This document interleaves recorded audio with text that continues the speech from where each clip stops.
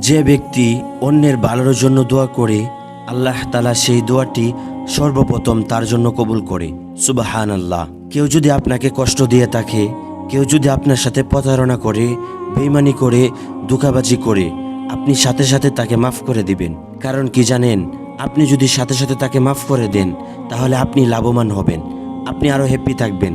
কারণ যে আপনাকে কষ্ট দিয়েছে, আপনি যদি আল্লাহর উপর নির্ভর করে তাকে মাফ করে দেন, তাহলে ওই বিচারটা স্বয়ং আল্লাহ নিজে করবেন। আর আল্লাহর বিচার খুব ভয়ানক হয়। এবং আপনি তার জন্য দোয়া করবেন।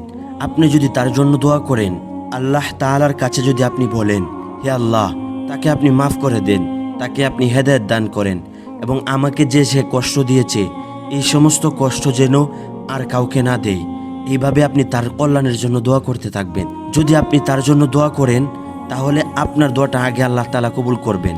ধরুন একজন আপনাকে একটা থাপ্পড় মেরেছে, বা আপনাকে একটা কুঠা দিয়ে কথা বলেছে, যা আপনার কলিজার মধ্যে লেগে গেছে। আপনি কি করবেন? আপনার করণীয় কি? আপনার করণীয় হচ্ছে সাথে সাথে তাকে মাফ করে দেওয়া। আপনি যদি হেডামি দেখিয়ে তার বদলা নেন, তাহলে আপনার বিচার আপনি করে ফেললেন। তাহলে আল্লাহ তাআলা আপনার উপর দৃষ্টিপাত করবে না, আল্লাহ তাআলার রহমত আপনার দিকে দাবিত হবে না। কিন্তু আপনি যদি তাকে সাথে সাথে মাফ করে দেন, সেও নিজের ভিতরে আনইজি ফিল করবে আর বলবে, আমি এ কি করেছি, আমি তাকে কষ্ট দিয়েছি, সে কোনো জবাব দিল না। কিছুদিন পর দেখবেন ওই মানুষটাই আপনার কাছে এসে মাপ চেয়েছে। এই জন্যই বলি ভাই, ক্ষমা করে দেওয়ার সব থেকে বড় একটা হাতিয়ার।